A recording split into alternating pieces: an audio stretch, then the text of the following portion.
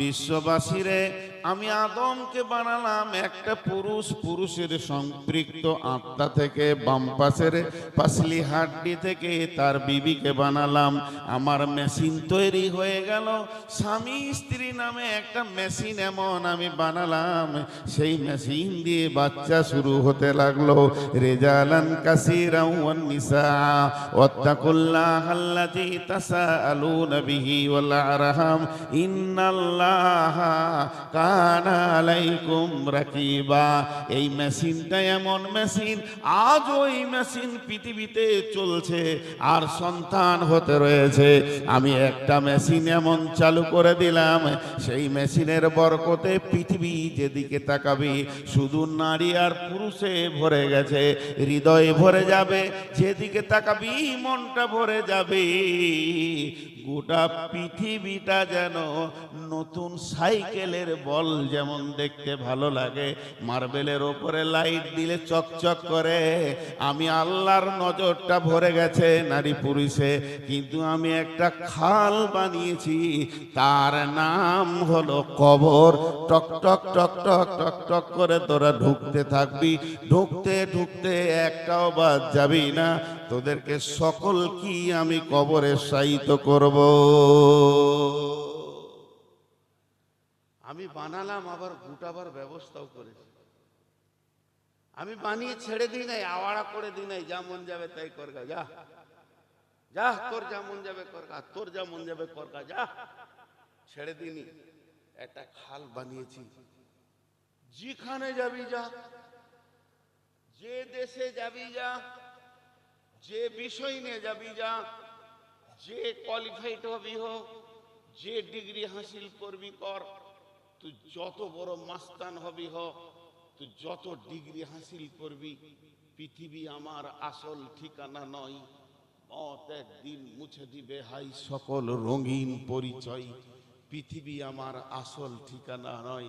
একটা একটা করে পড়তেই আছে বল, আমার ওই ফুটোতে ঢুকছে। আল্লাহ সূরা আবাসার ভিতরে ৩-৪টি আয়াতে জিন্দেগিটাকে ক্লিয়ার করে দিয়েছেন। কি বলেছেন? বিসমিল্লাহির রহমানির রহিম। মিন আইয়ি শাইইন খালাকাহু মিন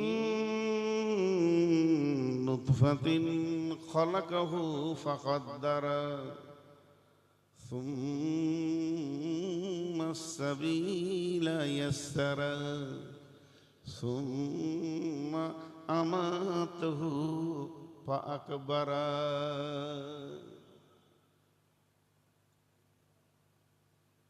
চোখের সামনে দেখি আছে আছে নাই, মুখে পানি দিতে দিতে নিজের বিদায় নেই। হাতে ধরে রাখি করে কি হবে? এক কাপ চা কিনে আসবেন, কাউকে না। যদি চা খাও তাহলে আমার বায়ান বন্ধ করে দেবে না, তাহলে আমি বায়ান বন্ধ করে দেবো, আমি চলে যাবো। হয় আগে চা হোক, নাহলে বায়ান বন্ধ করবো। আমি এগুলো দেখতে পারি না। কোরআনের তফসির চলবে, সেখানে চায়ের দোকান কেন বানানো হবে? তাতে আমার চামড়া তুলে লেখ লেখ কমিটি। চায় কেলিটা এখানে, চাইলে কেলি কাপ এখানে দেখ, এক কাপ কাউকে কোরআনের তফসির চলছে, সেখানে চা খাবে। এরা পাপ করে এসেছিল।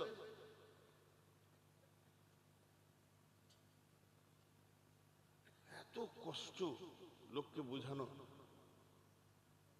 আল্লাহ কি বললেন? মিন আইয়ি শাইইন খালাকাহু মিন নুতফাতিন খালাকাহু ফাকাদ্দারা সুম্মা সাবিলা ইয়াসসারা সুম্মা আমাতাহু ফাআকবারা।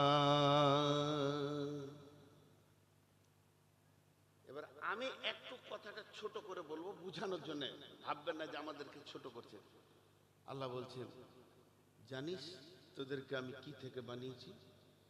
তোদেরকে বানিয়েছি আমি বীর্য থেকে। আর যে রাস্তা দিয়ে এসেছিস ওই রাস্তাটা হচ্ছে পেচ্ছাবের রাস্তা।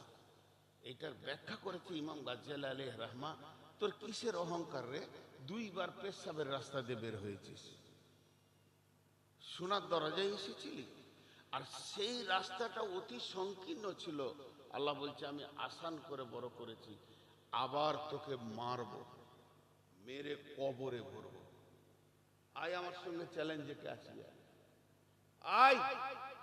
কমিটি লিখেছে যে গোরস্থান ঘেরবে প্রাচীর দিয়ে, তার জলসা। তো তোকে কবরে ভরবো, আয়, লড়বি? কবরে ঢুকে কদিন থাকবি হিসাব আমার হাতে আছে, তোকে কতদিন শুয়ে রাখবো। তবে সব থেকে কম মানুষ শুবে কতদিন? 40 বছর থাকতে হবে কবরে। যে সব থেকে কম শুবে। বিসমিল্লাহির রহমানির রহিম। ونفخ في الصور فصعق من في السماوات ومن في الأرض إلا من شاء الله ثم نفخ فيه أخرى فإذا هم قيام ينظرون। কি বললেন? ইসরাফিল সুর ফুঁকবে, গোটা পৃথিবী ভেঙে ধ্বংস হয়ে চুরমার হয়ে। এত কথা বলা বাদ দিয়ে সহজ করে বলে দিই, খোহেলান বলে আপনাদের দেশে যেমন খামার বাড়িকে রেডি করে, ঘাস টাঁস চেঁচে ছিলে উঁচা নিচেকে লেভেল করে, পৃথিবীটা এক লেভেল হয়ে যাবে। আর থাকবে না কিছু, চন্দ্র সূর্য তারকা নক্ষত্র আলো পারৌস কিছুই থাকবে না, মাটি চাপা পড়ে যাবে, জিন ইনসান সব এই শূন্য অবস্থায় থাকবে 40 বছর। তারপরে আল্লাহ ইসরাফিলকে বলবে দ্বিতীয় সুর ফুঁকো, তখন সব কবর থেকে উঠবে। আল্লাহ বলছেন ওয়াইদাল কুবুরু বু'সিরাত, কবর থেকে তোমাদেরকে উঠানো হবে। কবর থেকে উঠবে, সমস্ত মানুষকে আমি তুলবো।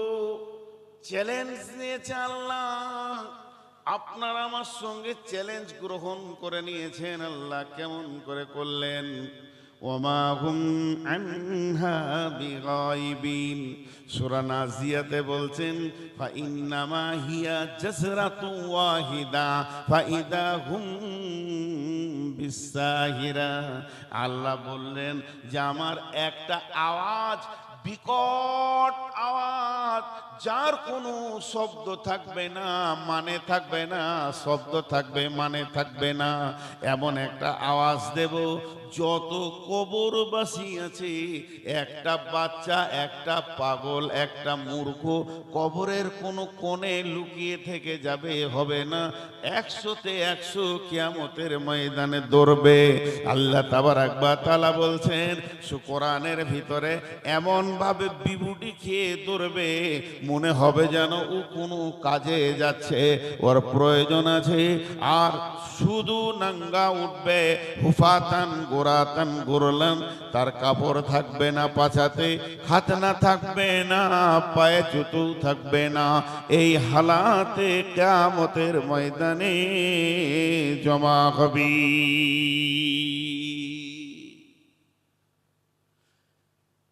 কিয়ামতটা এখন জমার খাতায় রেখে দেন, কবরটা কি করে অতিক্রম করব? কবর একটা, কবরের জামানাটার নাম হচ্ছে আলামে বারজাখ। আমাকে গত কদিন আগে একজন জিজ্ঞেস করছিল যে তো কবর তো খালি মুসলিমদের হয়, ইহুদিদেরও হয়, খ্রিস্টানদেরও হয়, ওরা সমাধি বলে, কিন্তু আরো কিছু জাতি আছে যারা পুঁতে টুতে দেয়, কিন্তু হিন্দুরা তো পুড়িয়ে দেয়, তাহলে ওদের কি হবে? ওই জন্য আল্লাহ রসুল ওই মরার পরের জগৎটা নাম দিয়েছে আলামে বারজাখ। আলামে বারজাখ, আলামে বারজাখ মানে মৃত্যুর পরে জগৎ। এখান থেকে বোঝা যাচ্ছে যদি কাউকে হাঙ্গরে গিলে দেয়, যদি কাউকে বাঘে খেয়ে নেয়, যদি কেউ পানিতে ডুবে মরে গুম হয়ে বালুর তলে থাকে, আর হিন্দু ভাইদের যে মারা যাচ্ছে তাকে যখন চিতাতে পোড়ানোর জন্য শোয়ানো হবে, ওই অবস্থাতে প্রত্যেকই একই একই প্রশ্ন করা হবে, মান রব্বুকা মা দীনুকা মান নবিয়ুকা। এই প্রশ্নটা মানুষের জন্য, এই প্রশ্নটা মুসলিমের জন্য নয়, মানুষের জন্য। যে মানুষ, তাকে এই প্রশ্নের সম্মুখীন হতে হবে। জি ভাই, তাকে এই প্রশ্নের সম্মুখীন হতে হবে, তাকে এই প্রশ্নের সম্মুখীন হতে হবে। অতএব এই প্রশ্নটা হচ্ছে মানুষের জন্য। এই প্রশ্ন থেকে আমরা রেডি হই। জি,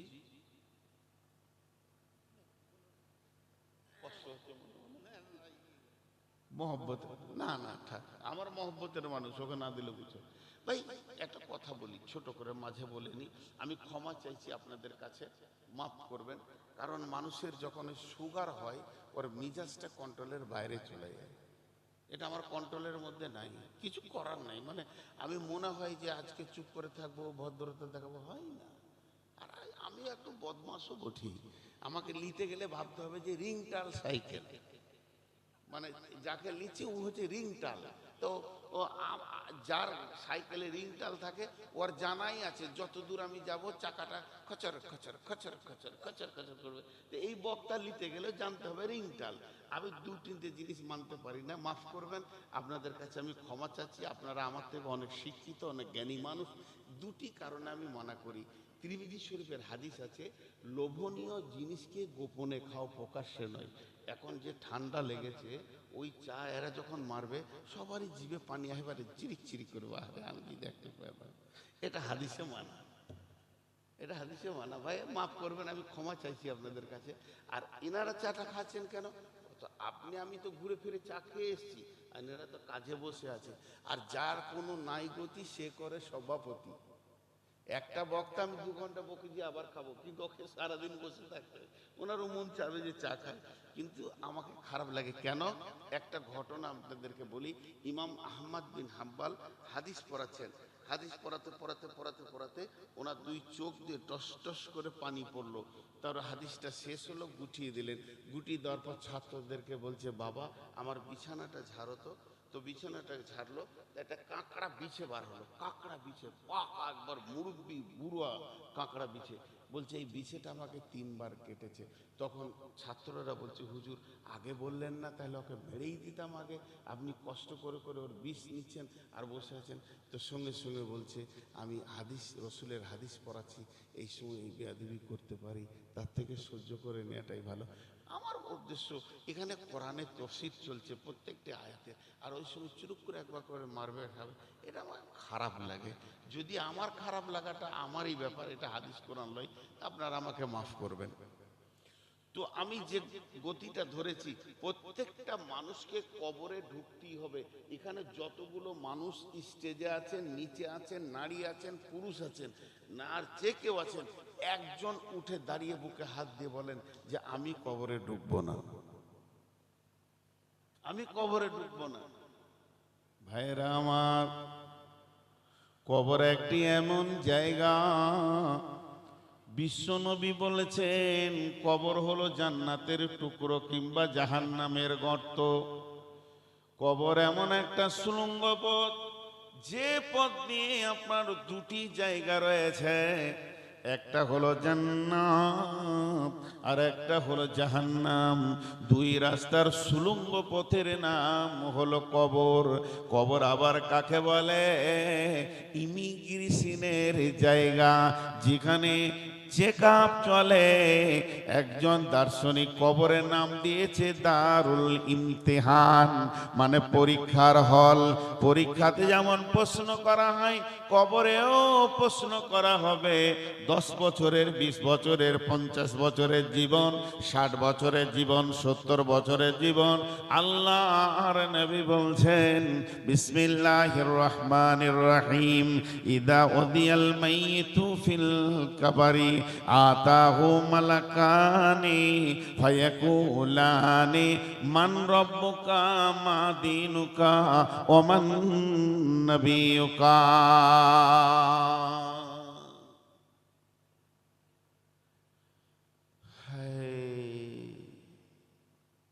একজনের কম্বল হারিয়ে গেছে, গুজরাট গিয়েছিল কাজ করতে, তো ভালো একটা লাল কম্বল নিয়ে এসছে বিদেশি, ওইটাই তাল পাতার ঘর। পাকা ঘর লয়, কে শুরু করে টেনে বের করে নিয়েছে, যা দরজায় তালা মারা আছে, পাতা মাথায় হটি টেনে বের করে নিয়েছে। ছেলেটা গোরস্থানে বসে আছে, গোরস্থানে বসে আছে, ধ্যান দেন। ওর চাচা গাজলের হাট যেছে, তো দেখছে ভাতিজা কবরস্থানে বসে রয়েছে। হাটে থেকে বিকালে ঘুরছে, তখনও ভাতিজা কবরস্থানে বসে রয়েছে। ভাতিজাকে ডেকে বলছে, খায়রুল রে, এই খায়রুল, গোরস্থানে কেন বাবা? তো দাদা দাদিকে মনে পড়েছে, ওই লেগে গোরস্থানে বসে আছিস? না চাচা, এই কম্বলটা হারিয়ে গেছে। একটা কম্বল এনেছিলাম গুজরাট থেকে, লাল কম্বল, শীতে গায়ে দিব, ওটাকে চুরি করে নিয়ে চলে গেছে। তখন ওর চাচা বলছে, পাগলা, হুঁশ নেই, মরা লোকে নিয়েছে তোর কম্বলটা। তুই যে গোরস্থানে কম্বল খুঁজতে এসছিস, মরা লোকে নিয়েছে, ওখানে পাবি না। চাচা কেউ নিয়েছে, কম্বল খুঁজছি ওই জন্য গোরস্থানে এসছি। ওই যে চায়ের দোকানে ওই যে মোড়ে যায়, ওখানে বলগা আমার কম্বল কে নিয়েছে জি। মসজিদে জি ইমাম সাহেবকে বলগা একটু হুঁশিয়ার করে দেবে, যা নামাজের জমাতে বলে দেবে, কেউ কম্বলটা গরিব মানুষের ছেলে নিয়েছো, দি দাও না, 5 জায়গা যা, গোরস্থানে কোথায় কম্বল পাবি? বলছে না চাচা, কোথাও যাবো না, ঠিক জায়গায় আছে। ও কম্বল নিয়ে যেখানেই যাবে, যাকে এখানে আসতেই হবে। আমি ঠিক গেটে আছি, আমি ইমামকে বলবো না, আমি আল্লাহকে বলছি, আল্লাহ কম্বলটা তুমি আগে লিও, তারপর শয়তানকে ছেড়ে। আমি ঠিক জায়গায় দরখাস্ত দিয়েছি। ওর পেছনে দৌড়ে কেন আমি ক্লান্ত হব? কবর এমন একটা জায়গা, ইমিগ্রেশনের জায়গা, ওখানে চেক আপ হয়। এই যে বাংলাদেশ, ভারত বাংলাদেশ কয়েকবার আসা করলাম, গেটে যখন যাবেন তখন আপনার পকেটে হাত দিবে, ব্যাগে হাত দিবে, চেক হবে, ওই দেশের পুলিশ করবে, এই দেশের পুলিশ করবে। তেমনি এহ জগৎ থেকে পরজগৎ গেলে ওই কবরে চেক আপ হয়ে যাবে, মালটা কোন গ্রুপে পড়ছে, জান্নাতে না জাহান্নামে।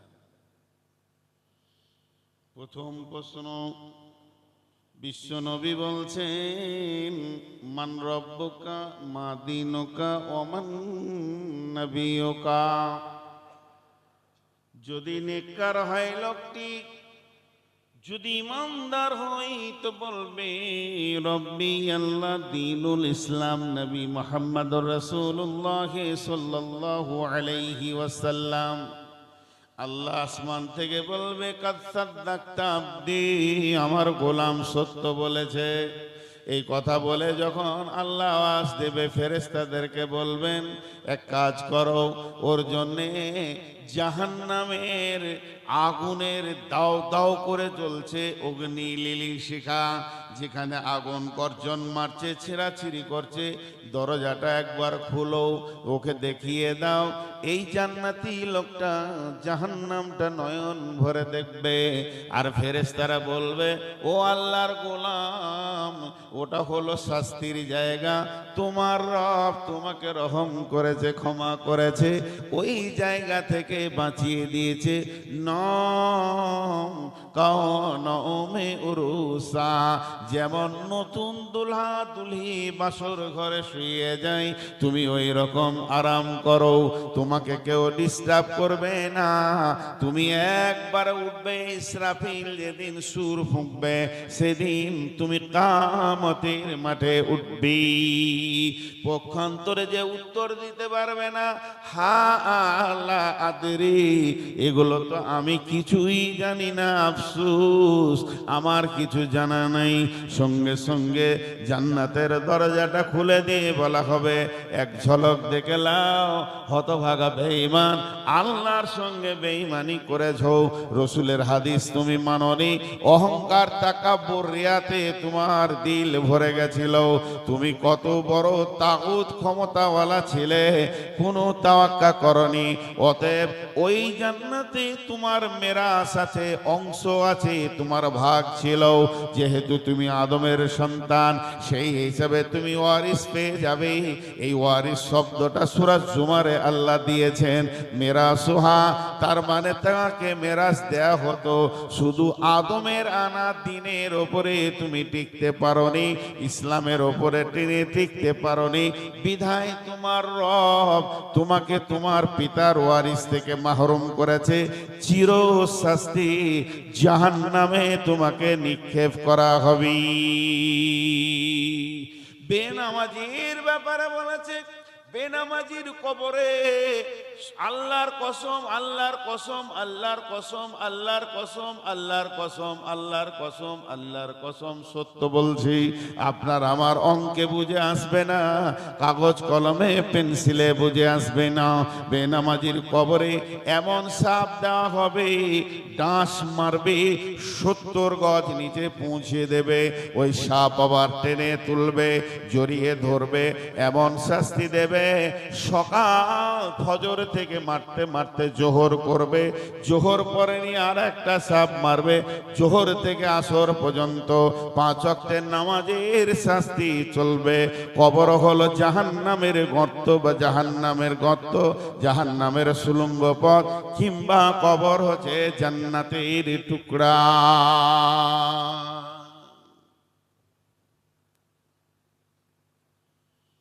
কবর এমন একটা জায়গা, মানব যদি হগ আমাদের জ্ঞানী বিচক্ষণ, মুরজিয়া আল্লাহর প্রেমে কাটাও জীবন।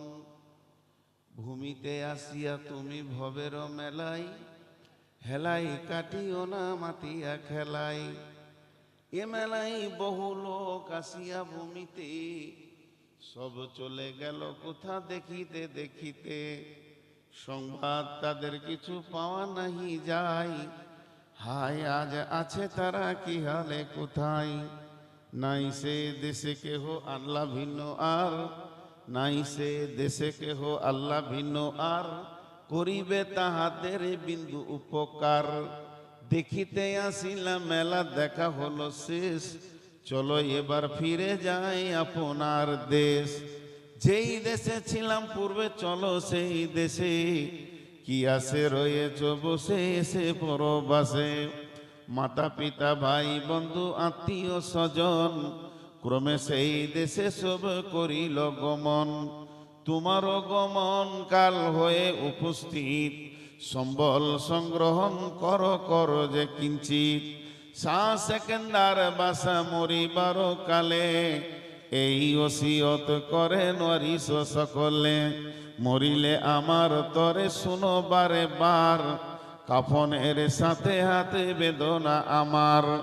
সকলিতে মিলে জুলে খাটিলিতে করে, 2 হাতে ঝুলাইয়া লইয়া যাইও মোরে। এই হাল দেখে মোর যত মখলুকাত, আফসোস করিবে আর কহিবে বাত। 7 মুলুকের সেকেন্দার ছিল, সকলে থাকিল আজ খালি হাতে গেল। কবর এমন একটা জায়গা, 4 আনা আপনাকে পাথেও নিয়ে যেতে দিবে না। কবর, বিশ্বনবী বলেন,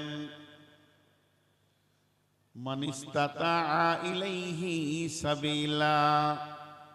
আল্লাহ বলেছেন ওয়াতিমুল হাজ্জা ওয়াল উমরাতা, আবার বলেছেন মানিস্তাতা ইলাইহি সাবিলা। মানুষ, তোমাকে আল্লাহ দাওয়াত দিয়েছেন তার ঘরে, কাবাতে যাও, সেখানে তুমি ফিরে এসো। যদি তোমার রাস্তা খরচ হয়ে যায়, আল্লাহর ঘরে তুমি পৌঁছে যাও, হজ কিংবা উমরাকে তুমি পুরা করো। আল্লাহ তাবারক ওয়া তাআলা বলছেন, তাহলে আমাদের যাওয়ার জায়গা হলো ওই কাবা, আমার রবের ঘরে। রব দাওয়াত দিয়ে রেখেছেন, দাওয়াতের কার্ড কোরআনের ভিতরে পাঠিয়ে দিয়েছেন।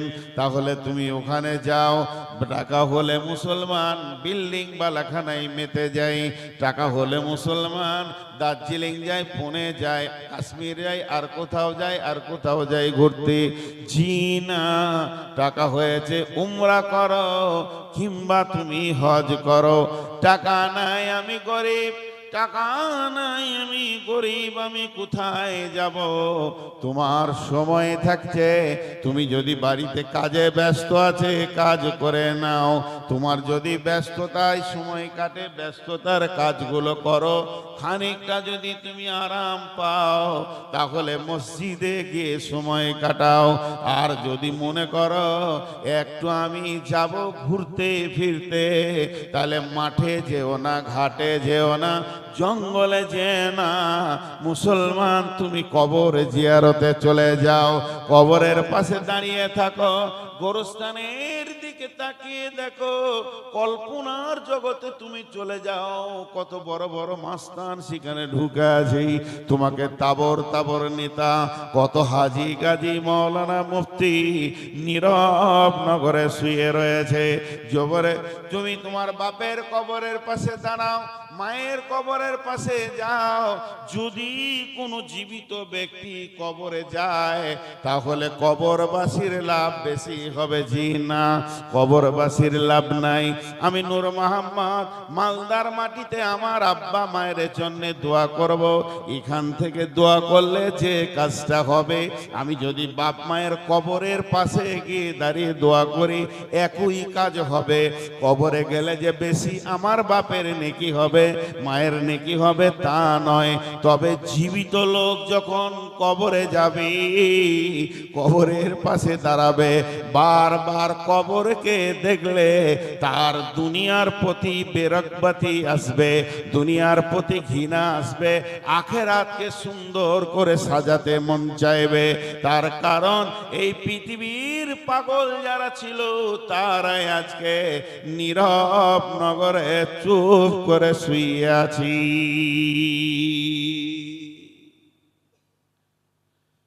বাচাহার এলাকার লোক, সব তো বাচাহারের লোক নেই, তাই এলাকার লোক বলছি, হালকা করে মুখ খুলেন।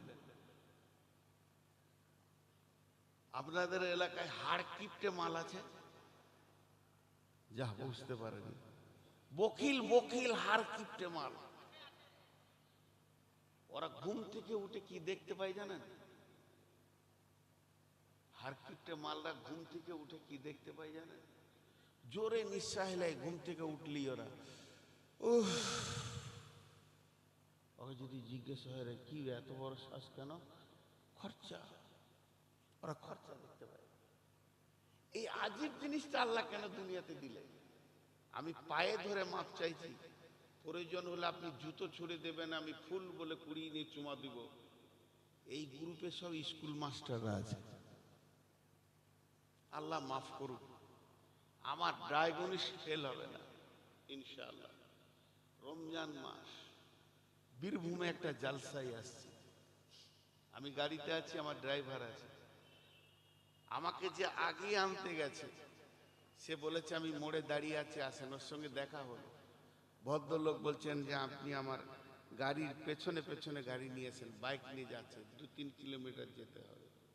রাস্তায় যেতে যেতে একটা লোক হাত দেখালো ওকে, গাড়িতে পেছনে উঠলো। আমি আমার ড্রাইভারকে বলছি এটি স্কুল মাস্টার আছে, ওর চেহারা বলছে। তারপরে আবার কিছু দূর গিয়ে ও নেমে গেল। তারপরে গাড়িওয়ালা একা সিঙ্গেল, গাড়িটা যে বাড়ির পাশে লাগালাম। আর মাত্র 15 মিনিট আছে ইফতার করতে, দাঁতন করতে শুরু করলাম। ভদ্রলোক এসে বলছি, আমি জিজ্ঞেস করছি, ড্রাইভার শুনছে, রাস্তায় একটা লোক আপনার গাড়িতে চাপলো আবার নামলো, লোকটা স্কুল মাস্টার? বলছে হ্যাঁ। আমাকে বলছে আপনি চিনেন? বলে না, চেহারা বলেছে স্কুল মাস্টার। কি করে জানলেন আপনি?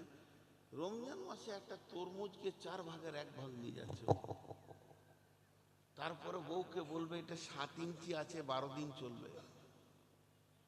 আল্লাহ ওদেরকে এত বকিল করেছে। আহা, যদি কেউ স্কুলে চাকরি পাইতো আমি বলি ইন্না লিল্লাহ।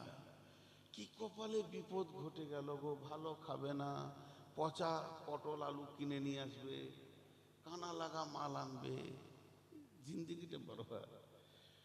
এটা হলো কথা। কেন বলছি, এই কমিটি উদ্যম নিয়েছে কি করবে, গোরস্থান ঘেরবে। এদের মাথাতে কি ঢুকেছে যে বাপ দাদারা শুয়ে আছে, আমাদেরকেও শুতে হবে, এই চেতনা এসেছে বলি জায়গাটা গেছে, তাই না? আরে হ্যাঁ না বলে না, বাপ দাদা শুয়ে আছে, আমাকেও কাল শুতে হবে, এই চেতনা এসছে। এই করতে করতে এক স্কুল মাস্টার কাছে গিয়ে বলছে, স্যার আপনি তো হাই স্কুলের হেডমাস্টার, মাশাআল্লাহ বেতনও তো খুব বেশি, গোরস্থানটা ঘেরবো, কিছু ভাবছিলাম আপনার ব্যাপারে। হ্যাঁ ঘেরা তো দরকার, কিন্তু কোনো লাভ নাই ঘেরে, টাকা দিবে না। বলে গোরস্থান ঘেরাই আছে, আছে না গোরস্থান ঘেরা আছে না? আপনাদের গোরস্থান ঘেরা আছে, ঘেরা আছে না? আরে কথা বলে না, গোরস্থানটা ঘেরা আছে কি নাই? হচ্ছে লাই, পুরাই আছে। কত সুন্দর বুদ্ধি বের করেছে। বলছে শুনে লাও, টাকা খরচা করো না, ইট লাগাইও না, পাঁচি তুলিও না, দেওয়াল দিও না, গোরস্থান তো কুদরতি ক্ষমতাতেই ঘেরা আছে। যারা বাইরে আছে যেতে চাইছে না, ভিতরে যারা আছে তারা বাইরে আসবে না। তারপরও ওখানে ঘেরার দরকার, কোন মানুষ যেতে চাইছে না, ওর পাশ দিয়েও যাবে না। বিশ্বনবী বলছেন তুমি যাও, বারবার যাও, জিয়ারত করো। একটা গোরস্থানে লেখা রয়েছে, বীরভূম জেলার গোরস্থান হাই রোডের পাশেই বড় পোস্টার করে কোন বুদ্ধিমান লিখেছে, হে পথিক তুমি থেমে যাও। দ্বিতীয় লাইনে লিখেছে, আমাদের জন্য দোয়া করে যাও। তৃতীয় লাইনে লিখেছে, হে পথিক আজ তুমি যেখানে, গতকাল ছিলাম আমরা সেখানে। আর চতুর্থ লাইনে লিখেছে, আজ আমরা যেখানে, আগামীকাল তুমি হবে সেখানে। অতএব কবর কেনে চিন্তা করো, কবর একটা সাবজেক্ট, কবর একটা অনুশীলন, কবর একটা জ্ঞানের ভান্ডার। তাহলে কেন কবরকে নিয়ে তুমি চিন্তা করবে না? আমি যতগুলো বাপ ভাই বসে আছে, মহব্বতের সঙ্গে হাতটা ধরে বলছি, একটু সময় পেলে একা নিরিবিলি কবরের পাশে দাঁড়িয়ে থাকবেন, আর এই কথাটা বলবেন, আসসালামু আলাইকুম ইয়া আহলাদ দিয়ার ইয়া আহলাল কুবুরি ইয়াগফিরুল্লাহু লানা ওয়া লাকুম। দোয়া শেষ হয়ে গেল, ইয়াগফিরুল্লাহু লানা ওয়া লাকুম, আল্লাহ তোমাদেরকে এবং আমাদেরকে মাফ করে দেন। তারপরে যেটা বলছে এটা বাংলায় বলে দিলে বুঝে নেবেন কেন এটা দোয়া না, এটা শরণ। নাহানু আগনিয়া ওয়ান্তুম আলাই ওয়া লাগফিরুল্লাহু লানা ওয়া লাকুম ওয়া আনতুম সালাফুনা ওয়া নাহানু বিল আসরে। কবরবাসীরে তোমরা আগে আগে এসেছো, আমিও রেডি হয়ে আছি, পরে পরে আমিও এই জায়গায় আসব।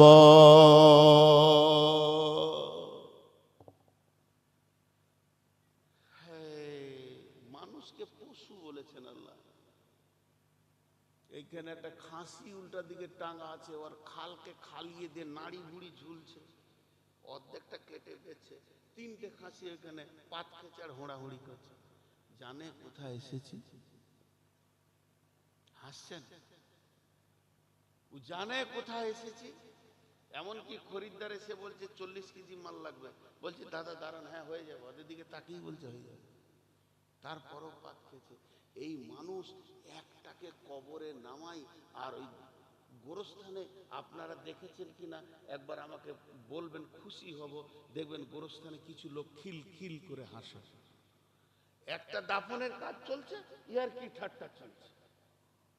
বিশ্বনবী কবরস্থানে মাটি দিতে গিয়ে এমন করে বসে যেতেন, চুপ করে নিঝুম, মনে হতো একটা টিলা আছে, পাখি বসে গেলে বুঝতে পারবে না যেটা মাটিতে বসলাম না মানুষের মাথায় বসলাম।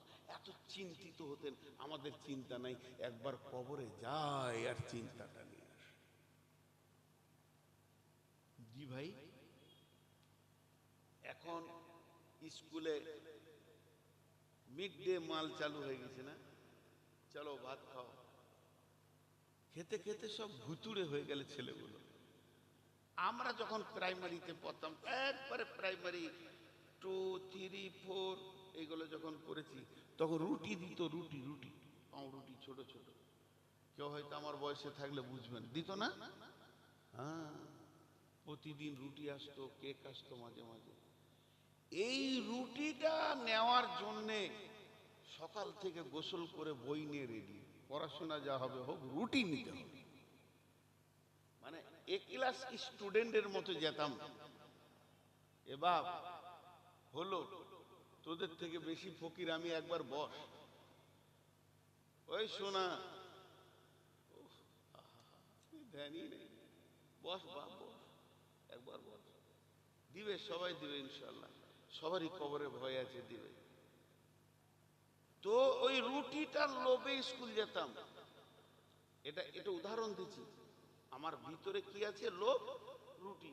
আর একবার ছুটি বলে দিলে রুটি হাতে মারতাম দৌড়। ওই একটা ছোট অ আর সিদ্দিকি বই ছিল, একটা এরকম উল্টো দিকে পাতা, ও বই পড়ে থাকতো, ঘর চলে আসতাম। আমার বোন পড়তো এক স্কুলে 2-3 ক্লাস উপরে, ওকে আবার কেউ দিত, এটা তোর ভাইয়ের বই, যা বাড়ি নিয়ে যা। আমাকে সে মারতো আর বই দিত।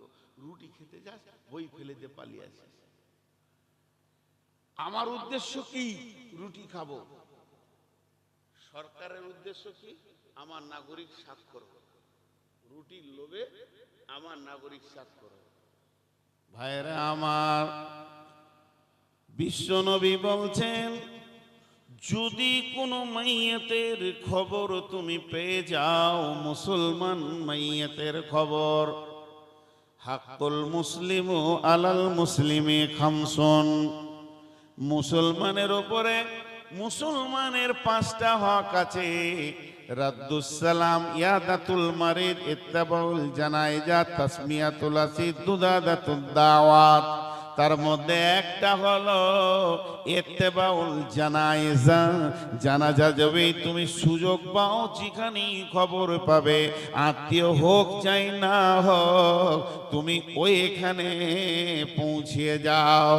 তার মানে আমি একদিন বাড়ি থেকে আসি, ফারাক্কা ব্রিজ পার হয়েছি, সুজাপুর ঢুকবো, এইরকম জায়গায় আমার গাড়ি দ্রুত গতিতে দৌড়ছে। আল্লাহর নবী বলছেন, নূর মোহাম্মদ রে, গাড়িটা দাঁড় করা। জানাজার কাতার বাঁধছে, তুই কাতারে একবার দাঁড়িয়ে যা, তোকে 1 কিরাত নেকি দেওয়া হবে। আর মানুষটা দাফন করা পর্যন্ত তোকে মাটি দিতে হবে, এর কোনো মানে নাই। শুধু দাফন করে ক্লিয়ার করা পর্যন্ত যদি ওই দলে তুই শামিল হয়ে যাস, তোকে 2 কিরাত নেকি দেওয়া হবে। জানাজা পড়লে 1 কিরাত, কমপ্লিট করলে 2 কিরাত। এবার বলি, জানাজা পড়লে 1 উহুদ পাহাড়, আর যদি তুমি কমপ্লিট করো তাইলে 2 উহুদ পাহাড়। আর একবার বলছি বোঝানোর জন্যে, জানাজা পড়লে 1 উহুদ পাহাড় নাকি, আর যদি তুমি ওখানে কমপ্লিট পর্যন্ত থাকো, 2 উহুদ পাহাড় নাকি দেওয়া হবে।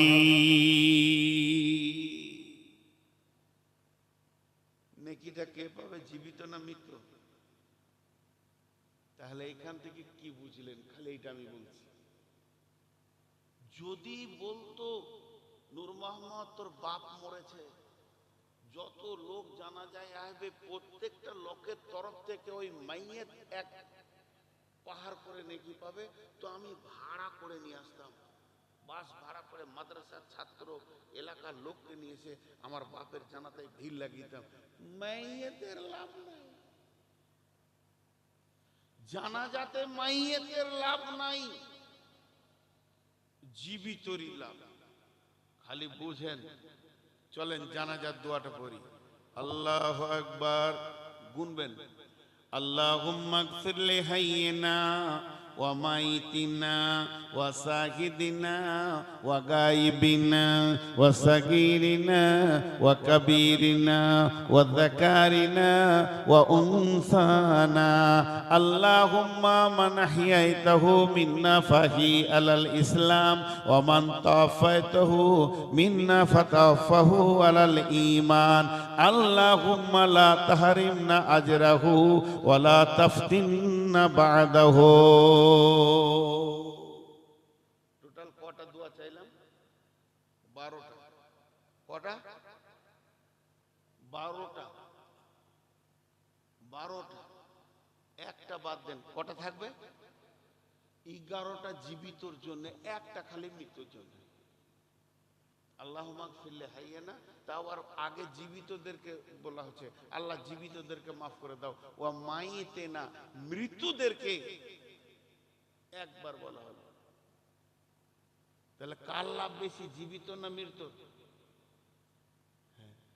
কেন কেন এত এদেরকে লাভ দিচ্ছে কেন কথাটা দুবার বলবো যারা একদম যুবক ইয়ং ব্রেন আমার বেটি আমার সন্তানের মতো যারা আছো বাপজি ব্রেনটা খুলে রাখো বুঝে নাও